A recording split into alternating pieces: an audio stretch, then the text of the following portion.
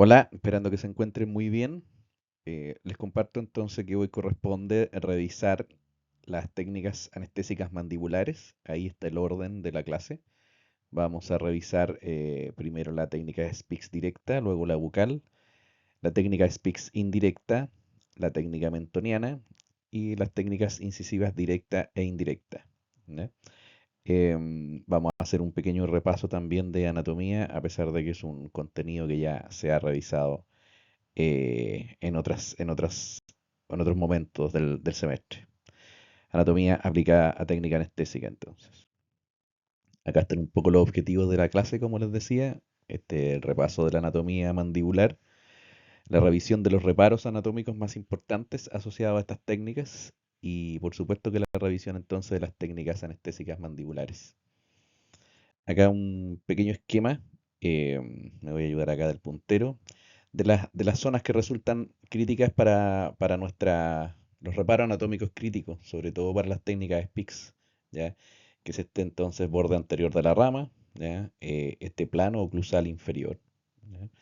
El borde posterior de la rama también, por supuesto que la língula o espina de Spix. También resultan reparos y puntos críticos entonces para poder determinar los sitios de punción, la dirección también de la aguja al momento de la ejecución de la técnica. Acá tenemos otra imágenes con respecto a repaso de anatomía entonces mandibular.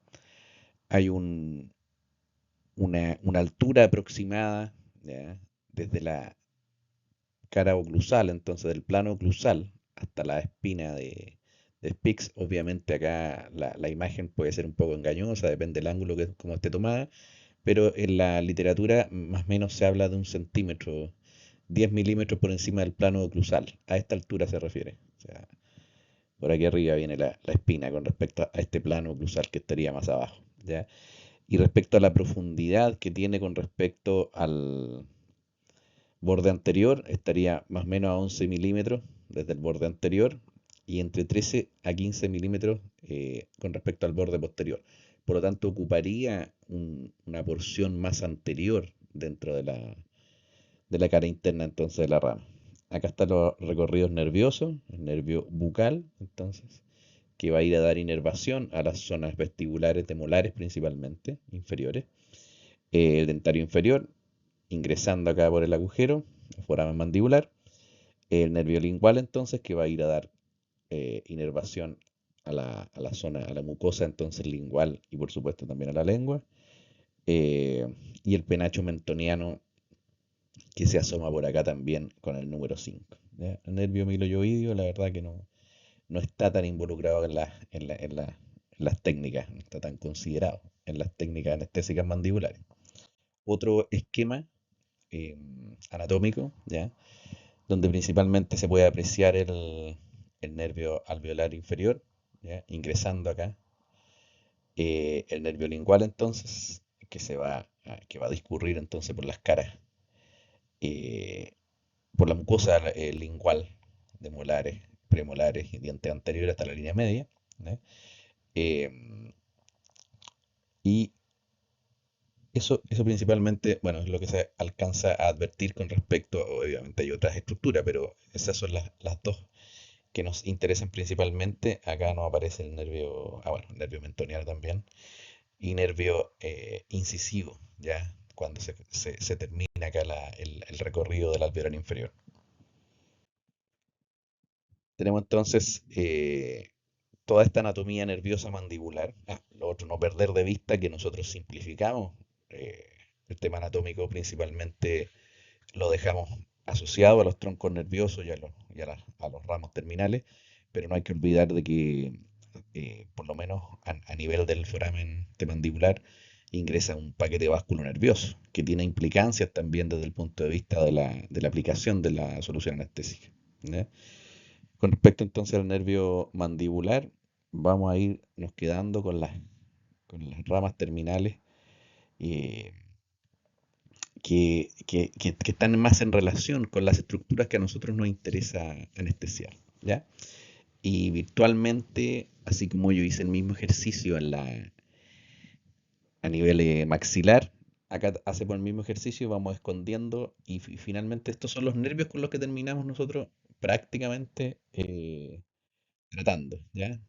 Eran los que aparecían ahí en la diapositiva. Falta el nervio bucal ahí, eh, porque él también está involucrado, ¿ya?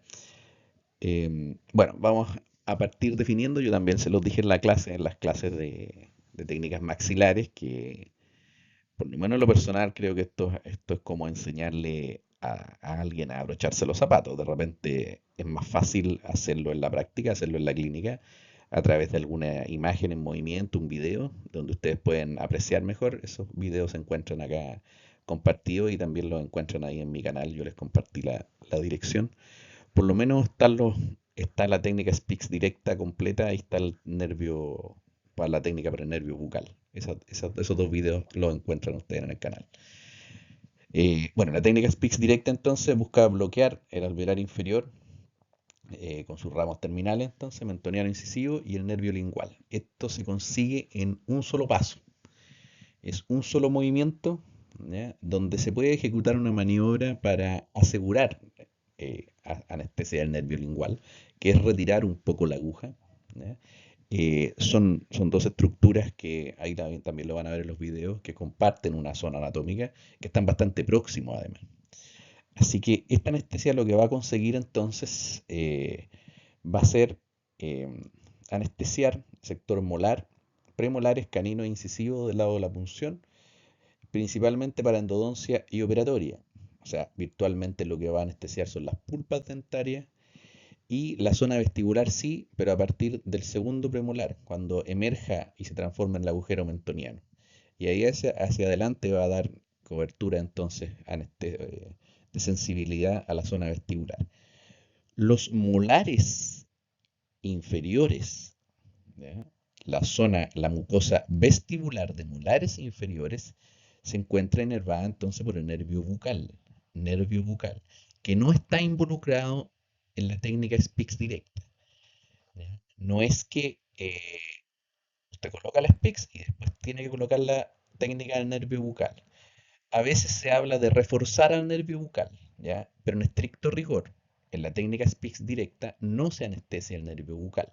Así que por lo tanto, no estamos reforzando nada, sino que estamos haciendo una técnica diferente, ¿ya? Técnica Speaks directa entonces va directo al alveolar inferior y aprovechando la cercanía anatómica entonces va a afectar también al nervio lingual y nos va a permitir anestesiarlo. ¿Qué área va a quedar finalmente anestesiada? Los dientes hasta la línea media, aquí lo podemos ver. Pero esta zona vestibular de molares, aquí exprofeso y acá también se ve, ha quedado, entonces no ha quedado marcada, ¿ya? Dice cuerpo de la mandíbula, mucosa y periósteo, zona premolar, canina e incisiva, ¿ya? Dos tercios anteriores de la lengua, piso de la cavidad oral, nervio lingual, tejidos blandos linguales y periósteo.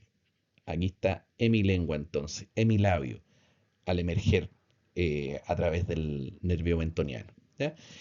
Finalmente, de la hemimandíbula, lo que queda fuera, y esto por favor, tomarlo siempre en cuenta, lo que no considera la técnica Speaks directa es la zona que inerva el nervio bucal, ¿ya? Cuando está indicado, cuando hay procedimientos múltiples, empiezas mandibulares de un cuadrante, ¿ya? Necesidad entonces de anestesiar tejidos blandos, vestibulares, acá está, en zona premolar, canino e incisivo, ¿ya? No molar.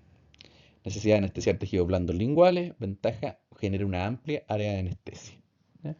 Y aquí, de nuevo, aparece, para exodoncia molar, entonces se requiere anestesiar el nervio bucal. Estamos siempre hablando de mandíbula, ¿ya? La técnica Speaks directa, entonces, como todas las técnicas mandibulares, van a implicar tener al paciente con la boca abierta ampliamente, con el plano oclusal entonces paralelo ahora al piso, el plano oclusal inferior, paralelo al piso. Por lo tanto, el paciente va a tender a estar un poquito más sentado, no tan recostado como cuando eran las técnicas maxilares, si las recuerdan, ¿ya? Misma altura, pero con el paciente ahora un poquito más sentado, y cuando el paciente abra la boca, Cuando el paciente abra la boca, en esta situación, el plano oclusal inferior entonces tiene que tender a quedar paralelo al piso, ¿no? Acá están los puntos de referencia para generar el sitio de punción, ¿ya? El sitio de referencia anatómico entonces es esta escotadura coronoide, ¿ya? Borde anterior de la rama, la zona más profunda, el surco mandibular, ¿ya? Que se genera anatómicamente, nosotros podemos ver el surco. Inmediatamente por debajo del surco está el rafe mandibular, pero este rafe nosotros no lo podemos advertir, está submucoso. El surco es el que podemos ver, ¿ya? Y el plano oclusal de la zona molar. La técnica entonces que nosotros les explicamos es entonces generar una línea imaginaria desde la parte más profunda del borde anterior de la rama, de la parte más profunda de esta escotadura, hacia la parte más profunda del surco mandibular, ¿ya? Se genera una línea y en la unión de los tres cuartos anteriores con el cuarto posterior de esta línea imaginaria estaría el sitio de punción, 1 centímetro por sobre el plano oclusal, más cercano entonces al surco, no tan cercano al borde anterior de la rama, ¿ya? Esa sería la forma entonces de determinar el sitio de punción. Acá otra imagen, ¿ya? Y acá está lo mismo que estaba hablando recién. Entonces está una unión de los tres cuartos anteriores con el cuarto posterior de esta línea imaginaria, desde la escotadura coronoidea hasta la zona más profunda del surco mandibular y 1 centímetro sobre el plano oclusal, ¿ya? Ahora vamos a revisar un poco la técnica,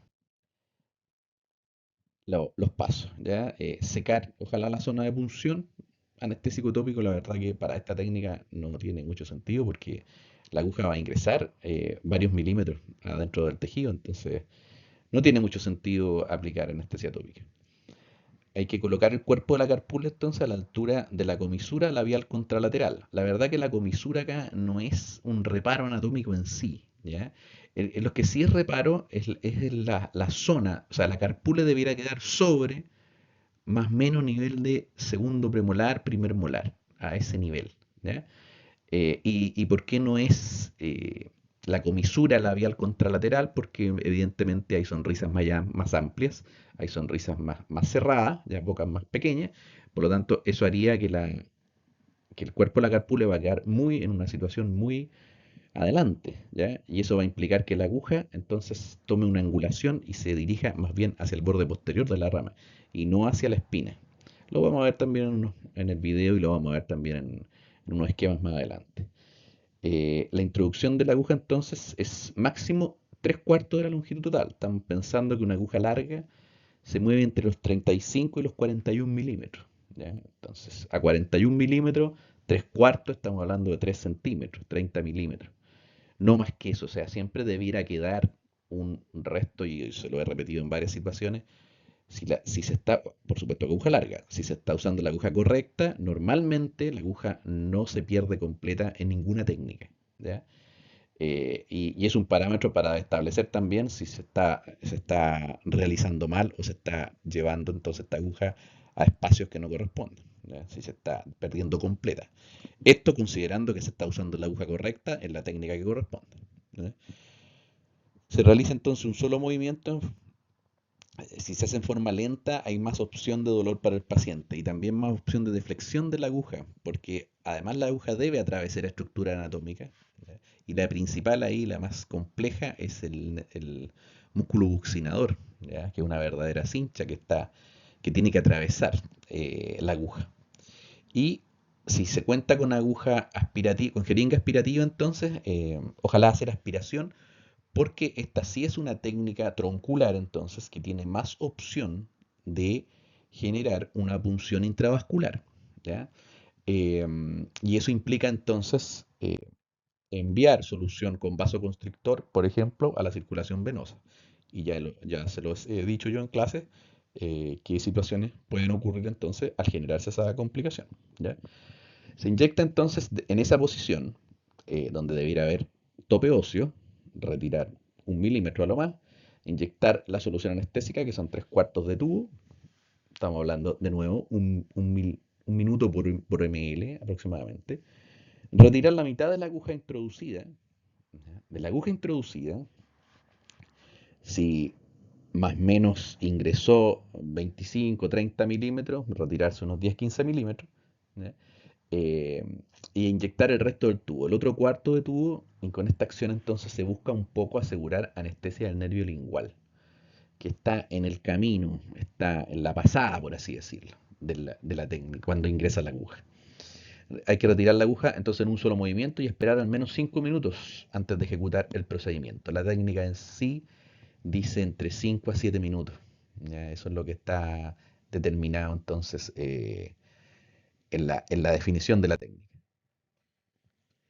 ¿Cuál es nuestro indicativo entonces?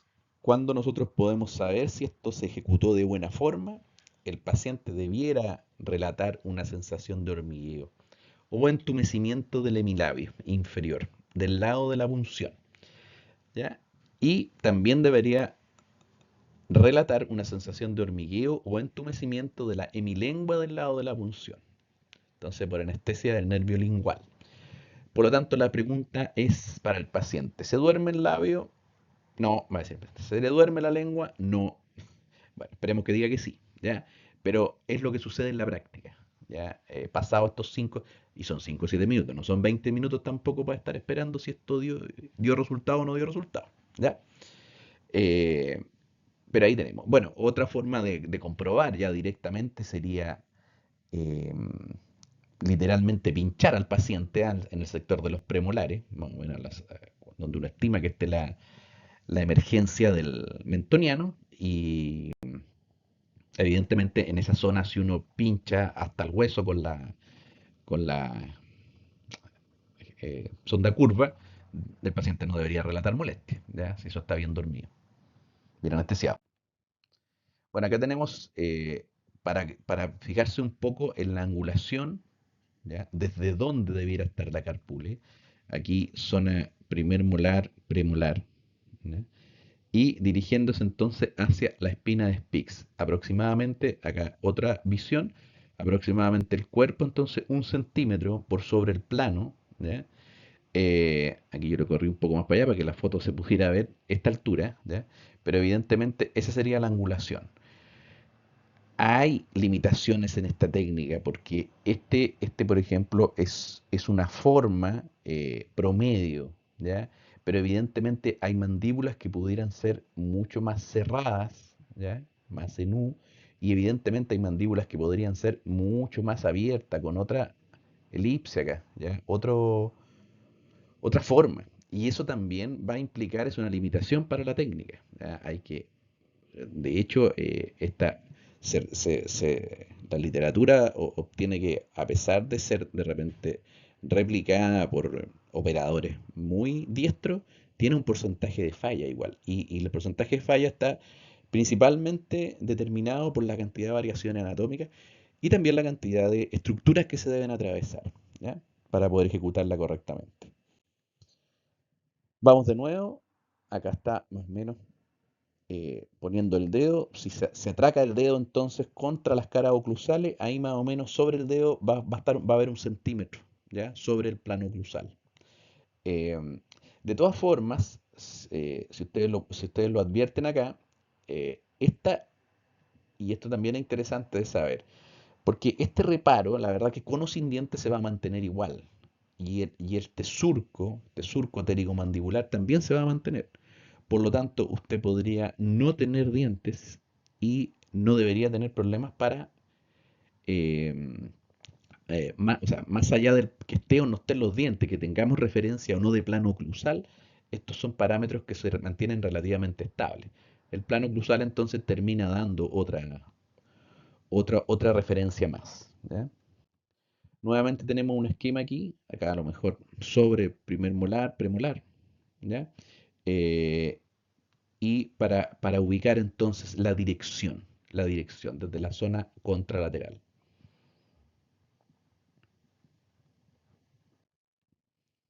Acá tenemos otro esquema, ya en esta vista entonces la aguja está atravesando, esto está visto como de arriba, Es un corte entonces coronal, está visto desde arriba. Eh, la, la aguja, si ustedes se fijan, del borde anterior de la rama, tiene que atravesar el músculo buccinador, ¿ya? Para acercarse aquí a la zona de la espina, ¿ya? Por aquí entonces va a ir bueno, cara interna de la rama y por acá va a discurrir entonces este paquete vasculonervioso. Y en esa zona, antes de hacer ingreso entonces al foramen mandibular, eh, ahí debería depositarse la anestesia, en esa zona. Acá tenemos otra imagen también. Fíjense ustedes la relación. Este es el nervio entonces alveolar inferior, ¿ya? Nervio alveolar inferior y nervio lingual. ¿Ya? Aquí están disecados. Acá está en esta verdadera cincha que le hablaba yo, que es el músculo buccinador. Entonces esta aguja está atravesando, va a llegar a la cercanía al momento que ingresa el alveolar inferior al cuerpo de la mandíbula. eh, y por eso hay que retirar unos milímetros, 10-15 milímetros la aguja en la misma dirección y tratar de alcanzar con una cantidad de anestesia suficiente al nervio lingual. ¿Ya? Ese es el sentido de la maniobra.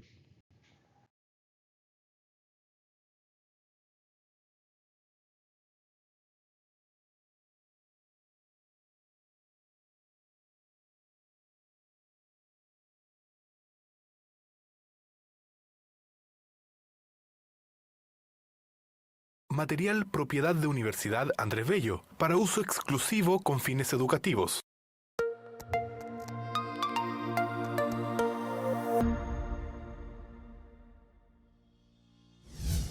Técnica anestésica Spix directa o para el nervio alveolar inferior. Es una técnica troncular que permite anestesiar hueso alveolar, pulpa y periodonto de incisivos caninos, premolares y molares homolaterales al sitio de punción. Anestesia además la mucosa vestibular de incisivos caninos y premolares, salvo en algunas variaciones donde la mucosa vestibular del segundo premolar inferior está inervada por ramos terminales del nervio bucal. También otorga anestesia al hemilabio inferior del lado de la punción. Debido a la proximidad del nervio alveolar inferior con el nervio lingual, en la práctica se pueden bloquear en la misma punción, anestesiando los tejidos blandos linguales homolaterales al sitio de inyección. En el esquema observamos el nervio alveolar inferior y el nervio lingual. Podemos advertir su cercanía anatómica, lo que permite bloquear ambos realizando una sola punción. En la animación se aprecia la angulación de la aguja respecto de la cara interna de la rama mandibular y su aproximación a la língula o espina de Spix, zona de ingreso del nervio alveolar inferior a la mandíbula. Los elementos requeridos para la ejecución son jeringa carpule, aguja larga, tubos con solución anestésica con y sin vasoconstrictor y gasas. La cantidad total de tubos y el uso de vasoconstrictor se indican en función del caso clínico específico.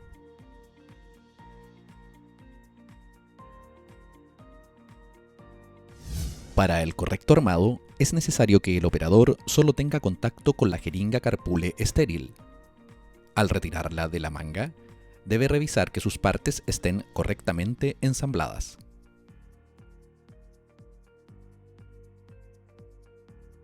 El o la técnico introduce el tubo en el cilindro.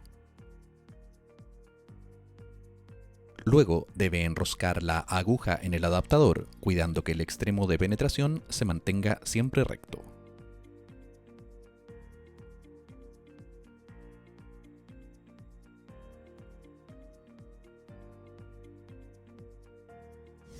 En la imagen es posible observar la altura de la cabeza del paciente, la que debe estar a nivel del codo del operador.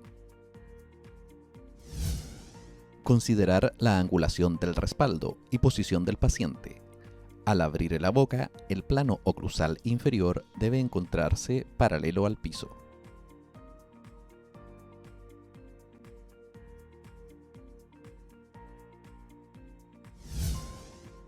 Previo a la ejecución, se constata la salida de solución anestésica a través de la aguja. Los reparos anatómicos de la técnica son el borde anterior de la rama, el surco pterigo-mandibular y el plano oclusal inferior. El sitio de punción está en la unión de los 3/4 anteriores con el cuarto posterior de línea imaginaria entre el borde anterior de la rama y el surco pterigo-mandibular, en sentido vertical 1 centímetro sobre el plano oclusal, en caso de no haber dientes, cuando el surco pterigo-mandibular cambia de dirección volviéndose vertical. Se ingresa en un solo movimiento entre 20 a 25 milímetros hasta sentir tope óseo. Luego se retrocede 1 milímetro y se infiltran 3/4 de tubo de solución anestésica. El cuerpo de la jeringa se apoya en comisura labial y, en caso de estar presentes, sobre la zona entre el segundo premolar y el primer molar, considerando las variables anatómicas de angulación mandibular.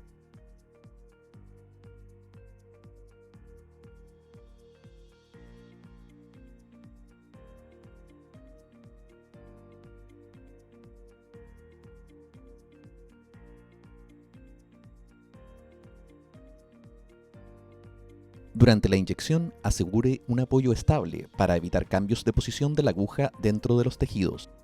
Manténgase atento a las reacciones del paciente. Una de las complicaciones de la técnica es la taquicardia, por ingreso de solución anestésica con vasoconstrictor a la circulación venosa. Para asegurar anestesia al nervio lingual, se retira la aguja de 10 a 15 milímetros y se inyecta el resto de la solución anestésica.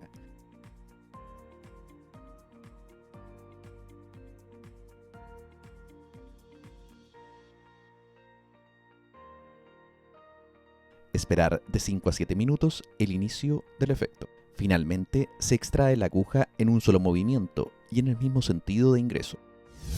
Al dejar la jeringa en la bandeja de examen, debe cuidarse que el extremo de la aguja quede adosado a un borde, con el fin de disminuir la posibilidad de un accidente cortopunzante. Una forma de recapsular es dejar el protector a un costado de la bandeja e insertar la aguja en él. Posteriormente, adaptar el protector con una gasa estéril.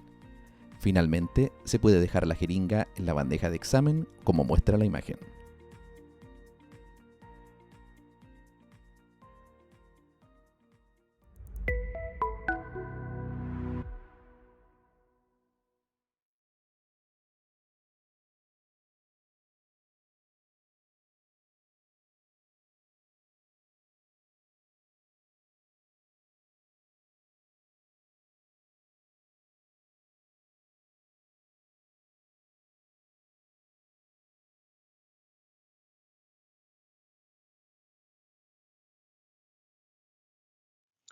Bueno, les dejo este código QR entonces para que puedan directamente acceder al video, ¿ya? Que acaban de ver y lo tengan ahí a mano cuando lo requieran.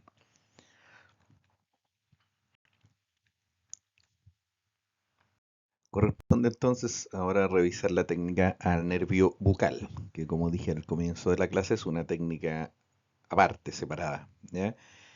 Se utiliza entonces como complemento a la técnica Spix directa y utiliza entonces en casos de requerir anestesia eh, de mucosa y periósteo vestibular de molares inferiores, ¿ya? Aquí vemos entonces el recorrido del nervio bucal y, y la zona entonces que va a inervar, ¿ya? La zona que va a inervar. Eh,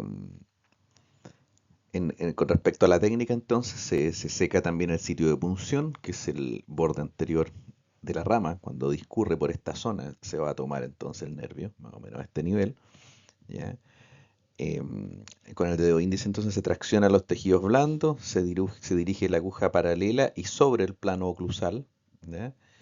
Se introduce en la mucosa distal y vestibular al último molar, ¿ya? Y se avanza la aguja hasta obtener contacto mucoperióstico más o menos 0,3 a 0,5 ml, es lo que se deposita, ¿ya? Para que tengamos entonces otra referencia, hay un dibujo acá entonces que cuando el nervio discurre aquí por este borde anterior de la rama, ¿ya? Es donde se va a infiltrar, ¿ya? Y aquí en este esquema se puede ver entonces que eh, al complementarse con el bloqueo al nervio alveolar inferior, entonces que era la parte que nos había quedado afuera, la parte vestibular de molares inferiores. Ahora completamos ya la hemimandíbula. ¿Ya? Recuerden que acá estaba el esquema este que dejaba fuera la zona vestibular de molares y aquí está incluida. Por lo tanto, tenemos, al ejecutar las dos técnicas, tenemos eh, completamos el ciclo. Ahora viene el video entonces de la técnica bucal, ¿ya? Para el nervio bucal.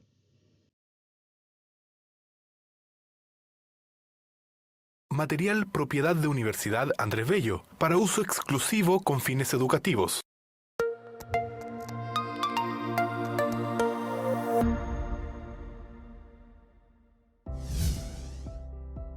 Técnica para el nervio bucal. Es una técnica anestésica infiltrativa, utilizada en mandíbula, indicada para anestesia de mucosa vestibular, de molares y en algunos casos segundos premolares.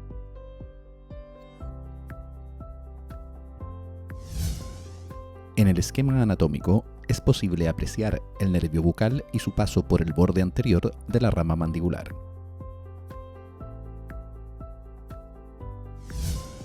Los elementos requeridos para la ejecución de la técnica son jeringa carpule, aguja larga, tubos con solución anestésica con y sin vasoconstrictor y gasas. La cantidad total de tubos y el uso de vasoconstrictor se indican en función del caso clínico específico.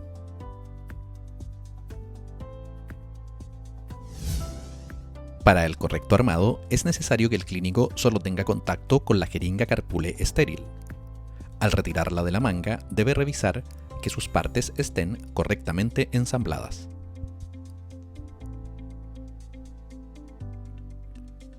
Él o la técnico introduce el tubo en la cámara de la carpule y luego debe enroscar la aguja en el adaptador, cuidando que el extremo de penetración se mantenga siempre recto.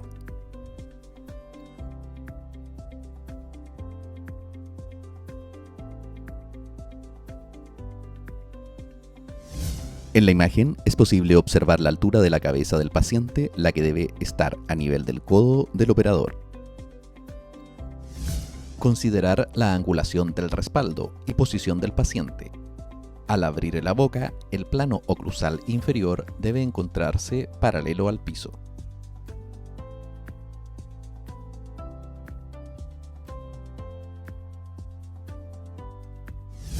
Previo a la ejecución, se constata la salida de solución anestésica a través de la aguja. El sitio de punción es la mucosa bucal y distal, al último molar presente en el arco mandibular.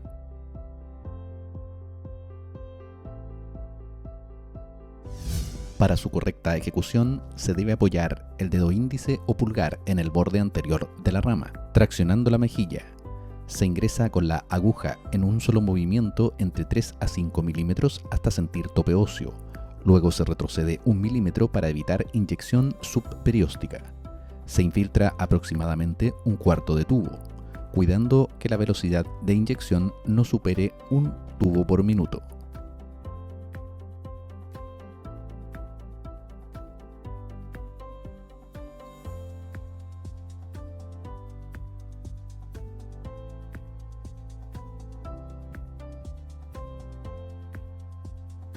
Finalmente se retira la aguja en el mismo sentido de ingreso. Al dejar la jeringa en la bandeja de examen, debe cuidarse que el extremo de la aguja quede adosado a un borde, con el fin de disminuir la posibilidad de un accidente cortopunzante. Una forma de recapsular es dejar el protector a un costado de la bandeja e insertar la aguja en él. Posteriormente, adaptar el protector con una gasa estéril. Finalmente, se puede dejar la jeringa en la bandeja de examen como muestra la imagen.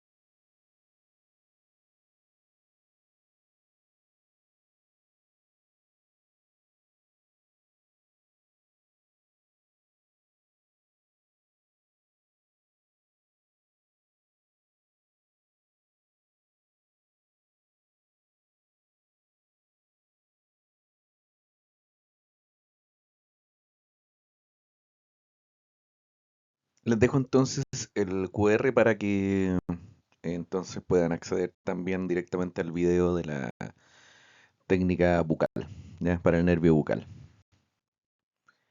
Bueno, la técnica SPICS indirecta es la que nos corresponde revisar ahora. Acá lo que vamos a conseguir entonces es anestesia en el fondo con una sola punción, primero del nervio bucal, después del nervio alveolar inferior y finalmente el nervio lingual. ¿Ya? Es diferente entonces a la SPICS directa. La SPICS directa va directo, por eso su nombre, va directo al alveolar inferior, posteriormente al lingual. Esta entonces primero va a ingresar buscando el nervio bucal en el borde anterior de la rama y después va a cambiar de angulación la aguja y va a replicar entonces los movimientos de la SPICS directa. Con esta sola punción entonces lo que vamos a conseguir es anestesia hemimandibular completa, ¿ya? Porque vamos a tener involucrados los tres nervios, ¿ya? Vamos a ver en un esquema entonces dónde se coloca la aguja en una primera etapa, ¿ya? Sobre las caras oclusales, ¿ya? Se introduce de 5 a 7 milímetros en la zona del trígono retromolar, donde más o menos 1 centímetro sobre el plano oclusal, y se depositan 0,3 a 0,5 ml de solución, ¿ya? Eh, Más o menos el equivalente a lo que se usaba para la técnica bucal, ¿ya? Se ingresa aquí a esta zona y sin retirar la aguja dentro del tejido, se cambia la angulación, ¿ya? Y se va a llevar a la zona de premolar, premolar molar. Acá está la flechita esta que está mostrando que sin sacar la aguja, la cárpula entonces cambia de posición hacia la comisura contralateral y luego imita la posición y los pasos de la técnica SPICS directa. Esa es entonces la técnica indirecta. Ahora nosotros no la vamos a enseñar ni tampoco la vamos a practicar porque principalmente tiene la dificultad entonces de este paso, ¿ya? Donde implica movilizar la aguja dentro del tejido y eso evidentemente ya sabemos que tiene un riesgo de fractura, un riesgo de que se doble la aguja y sobre todo en operadores inexpertos un mayor riesgo de molestia para el paciente durante la aplicación de la técnica, ¿ya? Así que esa seguramente después la podrán practicar cuando ya dominen perfectamente la SPICS directa. Eh, en este caso, si queremos exodoncia de molar inferior, tendremos que complementarla o hacer algún tratamiento periodontal en molares inferiores, tendremos que complementarla con la bucal, ¿ya? Entonces, esta SPICS indirecta va a quedar para una práctica personal o tal vez cuando están en cursos superiores pueden pedirle a algún docente que la replique. De momento, entonces, en tercero, por lo menos en cuarto, vamos a utilizar como la he explicado ahora. ¿Qué complicaciones tiene entonces la técnica de SPICS? Acá están las complicaciones estrellas de la técnica. Está la taquicardia entonces por ingreso de solución anestésica con vasoconstrictor, ¿ya? A una vena, normalmente puede ser esta vena dentaria inferior, ¿ya? Y esta solución con vasoconstrictor entonces se va a ir hacia el corazón y puede generar este efecto eh, de taquicardia, ¿ya? Podría generarse una parálisis facial transitoria, ¿ya? Sobre todo cuando la aguja se va muy hacia adentro, muy hacia atrás, hacia el borde posterior de la rama. Recuerden que por el borde posterior de la rama y un poco más anterior se encuentra la glándula parótida entonces, y en el espesor de la parótida discurre el nervio facial. Por lo tanto, podríamos tener una anestesia motora generando una parálisis facial transitoria, ¿ya? Y se podría provocar un trismus un secundario a un hematoma, ¿ya? El hecho que muchas veces esta técnica se tiene que aplicar 2 o 3 veces o incluso más veces, todos esos pinchazos van aumentando la posibilidad entonces que se genere un hematoma, eh, y esta inflamación entonces va a comprimir y evidentemente va a generar dolor en la zona y no va a permitir entonces una correcta apertura, un correcto movimiento mandibular. ¿Ya? La técnica SPICS, la verdad es que tiene bastantes posibilidades de falla. Acá hay algunos de los errores más comunes, entonces, que puede ser un sitio de punción muy bajo, puncionar bajo la espina de SPICS. ¿Ya? Esto recuerden que por gravedad tiende a depositar, así que nosotros siempre estamos pensando en tal vez dejar el anestésico un poco por sobre la espina, ¿ya? En la inmediación ahí del ingreso de los nervios. Un sitio de punción muy anterior también sería motivo de fracaso, porque no vamos a llegar a la zona que corresponde. Si es muy posterior el sitio de punción o la angulación que toma la aguja se va hacia el borde posterior de la rama y evidentemente en esa zona entonces corremos este riesgo de parálisis facial. Hay inervación sensorial accesoria también, ¿ya? Habrían algunos ramos ahí terminales en las zonas molares en relación al nervio miloioideo, ¿ya? Y hay un nervio cervical accesorio que podría generar algún tipo de sensibilidad y habría que bloquearlo especialmente. Que la aguja entonces se vaya paralela a la rama, ¿ya? No, no, no chocando, no buscando el reparo óseo, sino que se vaya paralela hacia distal por la rama y finalmente la perdamos casi completamente de vista. Eh, otro error es, después de puesta la anestesia, uno debiera tratar de sentar un poco más al paciente, ¿ya? Y hacer lo que abra y cierre la boca para permitir tampoco un poco que el anestésico local difunda en la zona donde está y también se deposite un poco por gravedad, tienda a depositarse y evidentemente si el paciente está muy acostado, la anestesia va a tender a irse también hacia la zona más distal y no va a acercarse a la zona que a nosotros nos interesa, ¿ya? Hay una serie de limitaciones de la técnica que inducen al error entonces, ¿ya? Hay mucha discrepancia, yo algo les comenté también en los esquemas, mucha discrepancia anatómica entre los pacientes, hay muchas diferencias anatómicas, hay diferencias de angulaciones, de mandibulares, ya de altura, ya no hay un valor estándar o un valor establecido para ubicar, por ejemplo, la espina, la língula. Entonces, esa discrepancia anatómica, a pesar de que se hacen estudios para tratar de establecer patrones, son difíciles de conseguir, ¿ya? Difíciles de conseguir. Se requiere traspasar además musculatura con la aguja, por lo tanto hay un riesgo de flexión de la aguja y que evidentemente, entre comillas, usted puede apuntar bien, pero al momento de ejecutar la técnica, alguna fibra que esté un poco más con más tensión, ¿ya? Tome esta aguja y la lleve hacia una zona más posterior, más anterior, superior, inferior, y nos alejemos del blanco, ¿eh? De repente hay una dificultad para establecer los reparos anatómicos, ya lo van a ver ustedes en clínica, que probablemente los pacientes más bien pícnicos, ¿ya? Eh, va a haber una mayor complicación porque de repente se van a encontrar con lengua hipertrofiada, ¿ya? La mucosa yugal también, más, más grande al final, le va a decir al paciente ahora la boca y usted entre la mucosa yugal y la lengua no va a haber mucho, la verdad, no va a haber ni el borde anterior de la rama, no se va a entender mucho. Entonces hay también ahí dificultad de repente para establecer bien los reparos anatómicos, ¿ya? Otro punto importante es que el sitio de depósito de la solución anestésica está bastante lejano del lugar de la punción, del sitio de punción. Estamos hablando por lo menos de 20 a 25 milímetros. Desde donde nosotros ingresamos al tejido mucoso hasta donde la punta de la aguja llega a la inmediación ahí de la língula de la espina Spix. Ese recorrido es largo, ¿ya?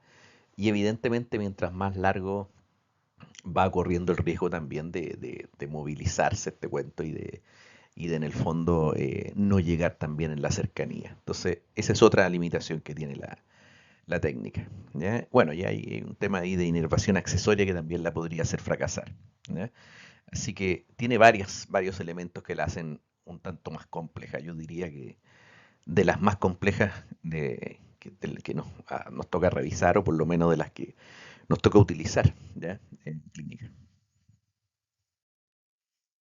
La técnica mentoniana, entonces, otra técnica, aquí me quiero detener porque esto es error recurrente, es una técnica para tejido blando y esto quiero que quede absolutamente claro, ¿ya? Es una técnica para tejido blando donde se va a anestesiar, como el nombre lo indica, el nervio mentoniano. El nervio mentoniano no tiene inervación pulpar, no tiene estructuras inervadas por lingual tampoco. Esto es mucosa vestibular, periósteo vestibular, ¿ya? Tiene una alta tasa de éxito, casi un 100%, y es de un uso poco frecuente por el área que anestesia, porque finalmente va a anestesiar entonces la parte inferior del mentón, la piel y la mucosa del labio inferior, em, hasta la línea media, ¿ya? No permite esta técnica, no va a permitir hacer una biopulpectomía, por ejemplo, en premolares, caninos, dientes anteriores, no va a permitir la exodoncia tampoco, por ningún motivo, sino que está entonces confinada a la toma de biopsia, a la sutura en casos de trauma o eliminación, por ejemplo, de un mucosel en el labio inferior. Se puede usar en forma bilateral también, si está muy hacia la línea media. Pero es de tejido blando. Y vuelvo a repetir, es para tejido blando. Y, o sea, y la explicación está en lo que inerva el nervio mentoniano. ¿Ya? Ahí está la explicación. Entonces la técnica mentoniana va a inervar la piel del mentón, parte inferior, acá, desde su salida, más o menos desde el segundo premolar hasta el central, y el labio inferior, piel y la mucosa del labio inferior, tanto lateralmente como hacia la línea media, ¿ya? Y la mucosa bucal anterior al agujero mentoniano, ¿ya? Incluyendo la encía vestibular de los dientes anteriores y premolares, ¿ya? Hasta la línea media. Eso es, y no más, ¿ya? Eso es, y no más. Tejido blando. Si se fijan acá, los dientes no están considerados, menos la parte aquí lingual. No están considerados. Bueno, esta técnica se realiza con el paciente reclinado también, 45 grados. Se puede realizar a boca parcialmente abierta, a diferencia de la técnica SPICS que se hacía con la boca totalmente abierta. Aquí hay una diferencia. Boca parcialmente abierta con el plano oclusal también paralelo al piso, con la cabeza del paciente a la altura del codo del operador. ¿Ya? Aguja corta, el bisel de la aguja debería quedar hacia la superficie ósea. ¿Ya? Y la localización clínica, con el dedo índice entonces en el pliegue mucobucal, a la altura del primer molar, avanzar hacia mesial presionando contra el cuerpo de la mandíbula. Pasar el dedo entonces en dirección anterior hasta notar una estructura irregular y cóncava. Normalmente el agujero mentoniano va a estar entonces en relación al segundo premolar. Esa va a ser su relación. Podrá estar un poquito más mesial, un poquito más abajo, más arriba, más cercano al ápice distal, pero va a estar en esta región anatómica, ¿ya? Cercano al segundo premolar. Ahí lo vamos a ubicar. Evidentemente, si usted cuenta con una radiografía panorámica, tiene mayor posibilidad entonces de tener una cercanía más real ahí a la emergencia a la salida, ¿ya? A donde está el agujero. Hay algunos parámetros extraorales entonces donde nosotros podríamos llegar a determinar también eh, extraoralmente dónde está más o menos el agujero mentoniano, ¿ya? Y uniendo este foramen supraorbitario con el foramen infraorbitario, se genera una línea que pasa por el centro de la pupila, ¿ya? Una línea recta al unir puntos, y al hacer la proyección, el agujero mentoniano entonces debería quedar en esta misma línea, ¿ya? En esta misma línea que pasa por acá. Si consideramos los tegumentos, entonces tendríamos que ubicar agujero infraorbitario, ¿ya? Pupila, el centro de la pupila, ahí se va a generar una línea también, y esa línea entonces la proyectamos derecho hacia abajo, forma vertical, y más o menos debiera darnos la posición entonces del agujero mentoniano. Y otras características que podría tener, acá si lo vemos está más despegado, más lejos, tal vez está en una posición mucho más mesial, está entre los dos premolares. Ahí está el mentoniano. Aquí incluso pareciera una lesión a ambos lados, pareciera una lesión apical. No, es el agujerito que está justo en el ápice de estos premolares. También hay estudios que tratan de darle una ubicación más constante, pero la verdad que no hay una estabilidad con respecto a su posición, ¿ya? Puede variar. La técnica mentoniana entonces vamos a ubicar y vamos a depositar la anestesia lo más cercano a la posición entonces del, del agujero, ¿ya? Eh, Se va a colocar la aguja en forma casi en 90 grados, ¿ya? Respecto al plano oclusal. Aquí está la aguja, la jeringa, respecto al plano oclusal. Y esta técnica se debe realizar más bien desde la parte posterior del paciente, ¿ya? Para para el lado derecho entonces uno se coloca en una posición 10-11 y lo hace desde atrás del paciente. Ahí se para y ejecuta, ¿ya? Y para el lado, estoy pensando en un operador diestro, para el lado izquierdo del paciente se podría colocar en la posición 1-2 y hacerlo entonces desde ese lado del paciente, ¿ya? Y ahí se depositan aproximadamente 0,5 a 1 ml, eh, medio tubo, y con eso debería ser suficiente entonces para la anestesia de la zona que corresponde a la técnica mentoniana, que es la siguiente. Tenemos que revisar entonces las últimas dos.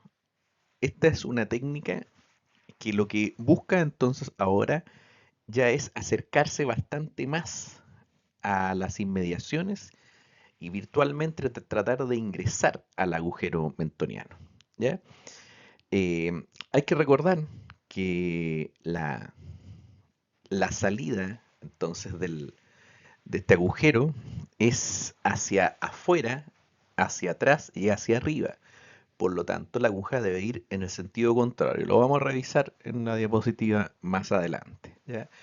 La técnica incisiva entonces busca la anestesia del nervio incisivo, que es una rama terminal del nervio alveolar inferior, ¿ya? La posición del operador de nuevo de 10-11 horas, ¿ya? Para el lado derecho, y tal vez va a quedar más cómodo de 1 a 2 hacerlo para el lado izquierdo del paciente. Debe entonces ubicarse el agujero mentoniano, introducir levemente la aguja y la posición del paciente entonces es similar a la técnica mentoniana, ¿ya?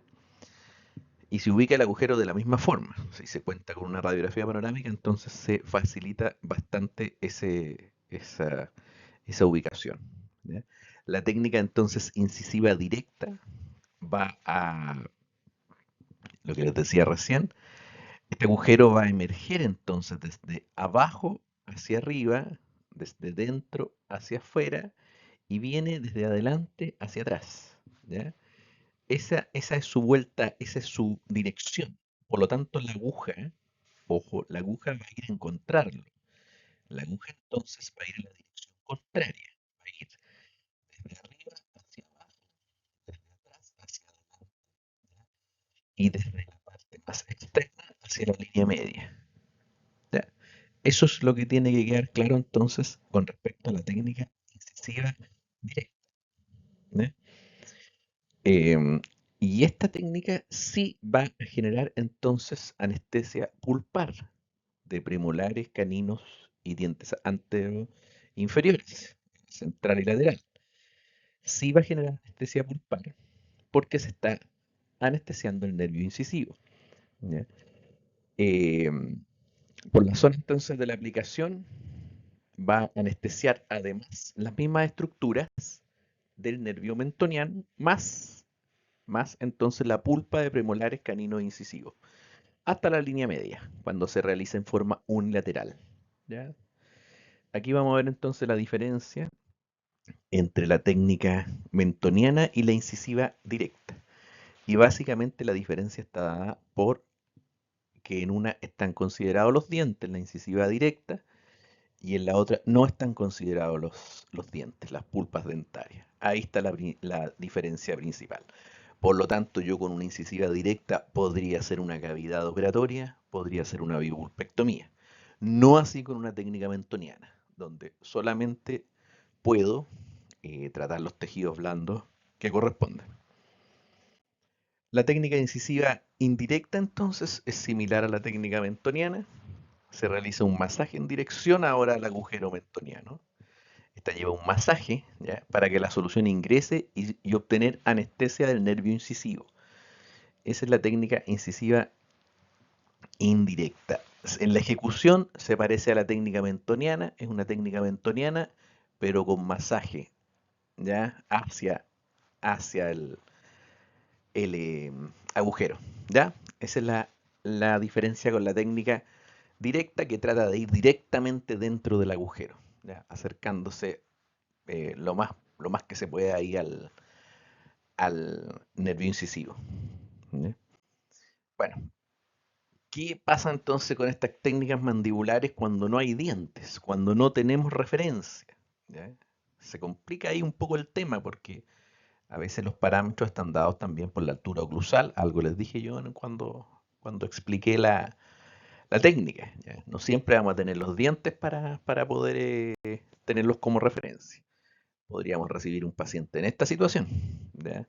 Podríamos requerir, por ejemplo, eh, instalar implante, podríamos requerir hacer una regularización de reborde, tomar una biopsia. Pueden haber muchas situaciones donde el paciente sea desdentado total y usted requerir anestesiarlo, ¿ya? Em, Como les dije también en su minuto, hay algunos parámetros que se van a mantener estables a pesar de la no existencia de dientes, ¿ya? Hay cosas que no van a cambiar en el paciente. Por ejemplo, esta escotadura, ¿ya?, el borde posterior de la rama, no va a cambiar el surco este que se forma, ¿ya?, el surco pterigomandibular, que es la representación externa del RAFE, y ahí usted tiene entonces una referencia, tiene un par de buenas referencias para ejecutar su técnica SPICS, ¿ya? Eh, con respecto a la ubicación del nervio mentoniano, el agujero mentoniano, también teníamos entonces una línea aquí entre la pupila, eh, agujero infraorbitario, ¿ya?, y ahí tenemos una línea imaginaria que al extenderla en forma vertical nos podría mostrar o nos podría referenciar relativamente dónde está el agujero mentoniano, ¿ya?